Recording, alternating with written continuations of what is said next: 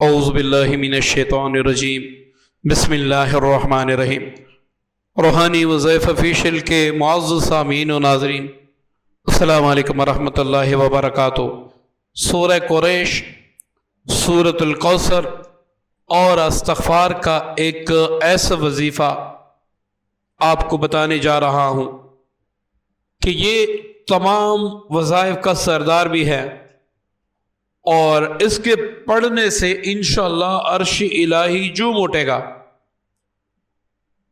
آپ ایک حاجت کے لیے ایک وظیفہ پڑھتے ہیں، دوسری حاجت کے لیے دوسرا وظیفہ پڑھتے ہیں، اس طرح انسان کی متعدد حاجتیں ہوتی ہیں، اور وہ چاہتا ہے کہ تمام حاجتیں اللہ کے امر سے پوری ہو۔ فار ایگزامپل، ایک انسان ہے، وہ جادو کا شکار ہے، اب جگہ جگہ سے جادو کا علاج بھی کر رہا ہے، افاقہ نہیں ہو رہا۔ اسی طرح ایک بندہ ہے، اس کو جنات نے اپنے جکڑ میں رکھا ہے، اب وہ اس سے نکلنا چاہتا ہے لیکن نکلنے کا راستہ ہی نہیں مل رہا۔ اسی طرح ایک انسان ہے جس کی اولاد نہیں ہے، اور وہ چاہتا ہے کہ اللہ رب العزت مجھے اولاد سے نوازے، یا کوئی ایسا شخص، ایسی عورت ہے جس کے ہاں بیٹیاں تو ہیں لیکن بیٹا نہیں، یا بیٹا ہے بیٹیاں نہیں، یا اسی طرح کسی پر رزق کی بندش، رشتوں کی بندش لگائی گئی ہے، بڑے سخت تعویذات کیے گئے ہیں، جگہ جگہ عاملین سے علاج کروا کے تھک چکے ہیں۔ اب آخری سہارا جو بچہ ہے وہ اللہ کی ذات ہے، اللہ وحدہ لا شریک کی ذات مبارکہ کے سوا آپ کو کوئی بھی راستہ نظر نہیں آ رہا۔ ایسے ہی کچھ افراد کاروبار شروع کرتے ہیں، اب یا تو آپ پر جنات یا جادو کا اثر ہوتا ہے، یا نظر بد کا اثر ہوتا ہے، یا آپ کی جو کلیگ ہوتے ہیں جن کے ساتھ آپ کاروبار شروع کرنا چاہتے ہیں، جو آپ کے پارٹنر ہوتے ہیں، ان پر جادو یا جنات کے اثرات ہوتے ہیں، جس کی وجہ سے اچھا خاصا کاروبار وہ مکمل ختم ہو جاتا ہے۔ آج ہی کا واقعہ ہے، ایک جگہ ایک شخص سے ملنے کی توفیق اللہ تعالیٰ نے دی، تو اس سے ملاقات ہوئی، اور جب ان سے ملاقات ہوئی تو وہ بتانے لگے، حالانکہ وجود کے اعتبار سے وہ بالکل فٹ تھے، وجود کے اعتبار سے وہ بالکل فٹ تھے، لیکن وہ بتا رہے تھے کہ میں نے عید سے پہلے یا عید کے بعد تقریباً 18 لاکھ کا نقصان کیا،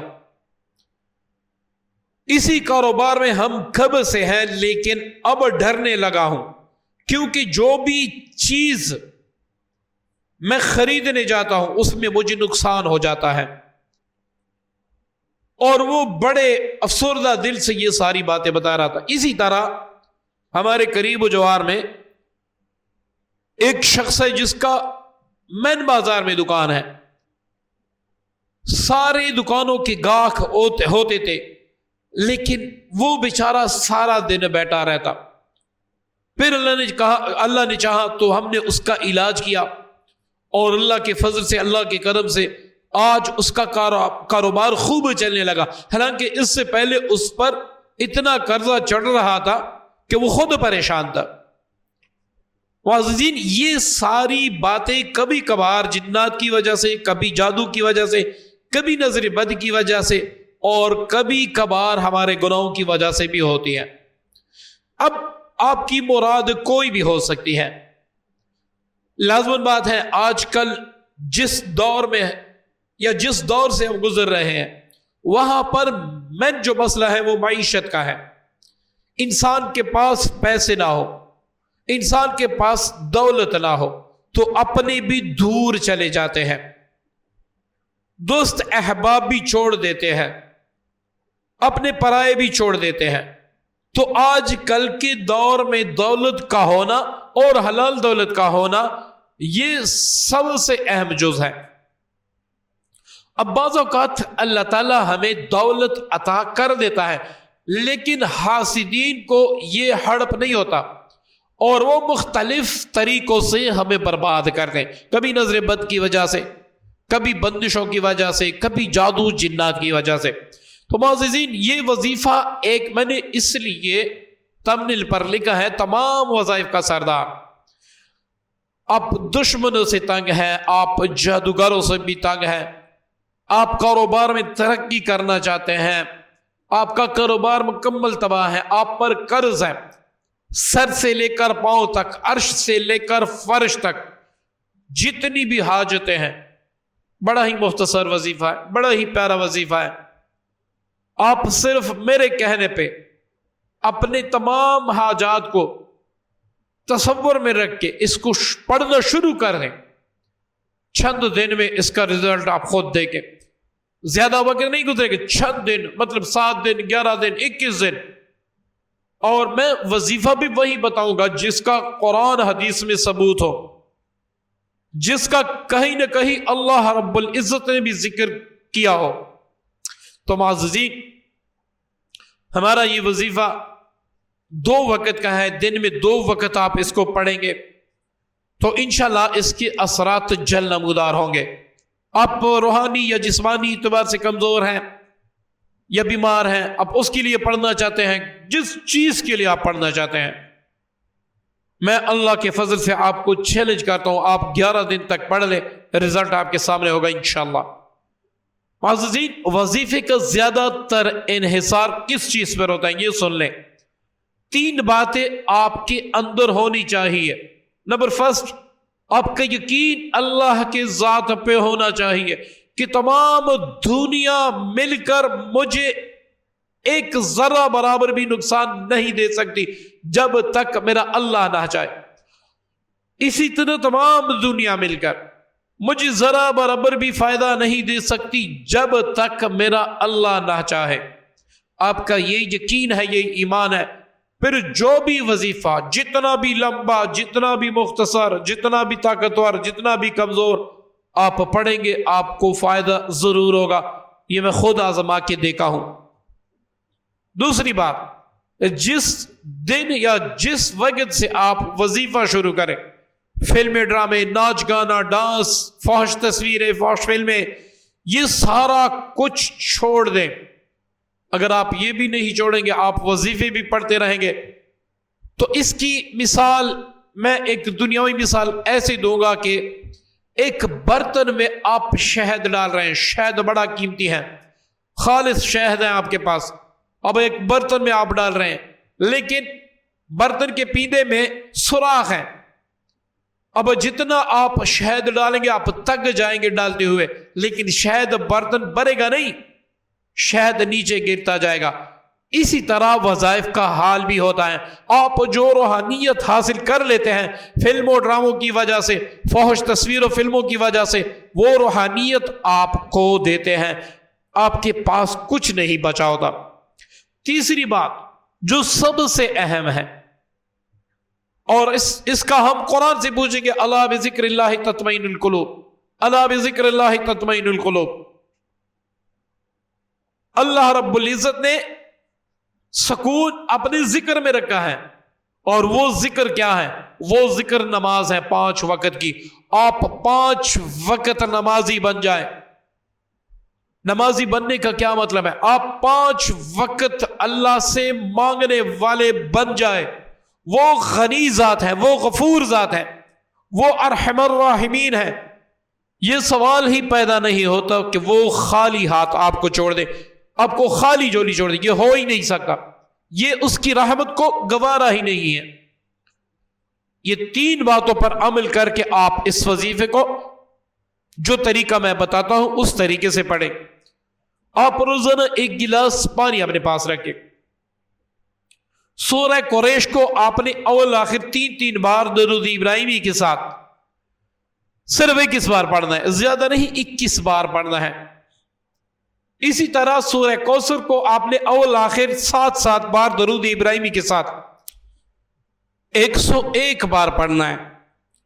اسی طرح جب آپ یہ دونوں صورتیں پڑھ لیں، پانی پر دم کر لیں، دونوں ہاتھوں پر دم کر کے پورے وجود پر پھیریں، اب آپ نے 313 بار استغفار پڑھنا ہے۔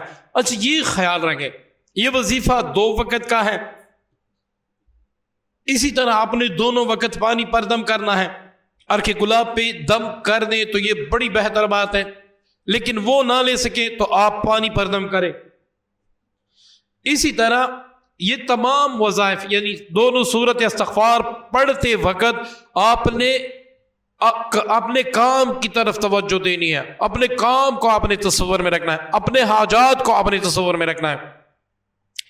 313 بار استغفار پڑھ لینے کے بعد آپ نے اللہ سے دعا کریں کہ یا اللہ یہ تمام آیات قرآنیہ جو میں نے پڑھے، استغفار جو میں نے پڑھا، اس کی برکت سے میرے صغیر کبیر گناہ معاف فرما۔ یا اللہ جس گناہ کی وجہ سے آپ نے میری پکڑ کی ہوئی ہے، میں فلاں چیز کے لیے فلاں حاجت کے لیے پریشان ہوں، یا اللہ اپنے غیب کے خزانوں سے پوری فرما۔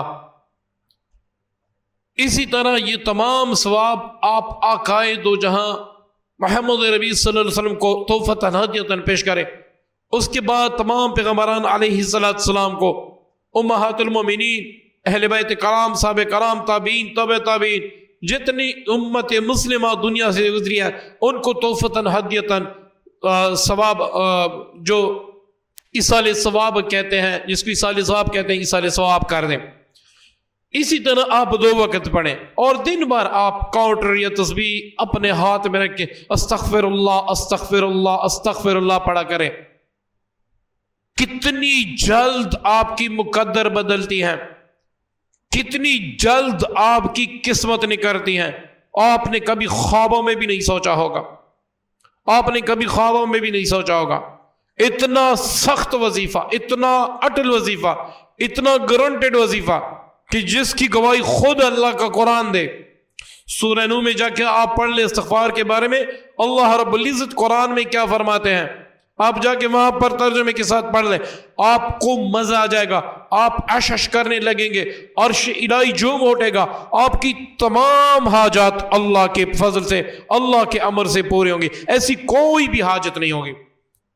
اسی طرح دن بھر آپ استغفار پڑھتے رہیں، استغفار پڑھتے رہیں، کبھی درود پاک 200 بار پڑھتے رہیں، پھر آپ اپنی قسمت دیں کہ آپ کہاں سے کہاں پہنچ سکتے ہیں۔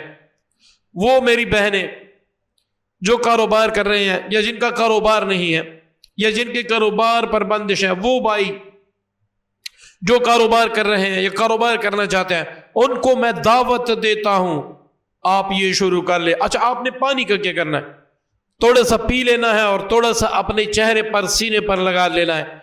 اسی طرح روزانہ 1 گلاس پانی دم کرتے رہیں، انشاءاللہ چند دنوں میں رزلٹ آپ کے سامنے ہوگا۔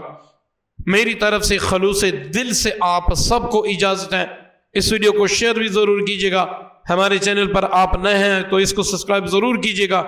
آپ سے دعاؤں کی درخواست ہے، مجھے بھی دعاؤں میں یاد رکھیے گا۔ اللہ حافظ۔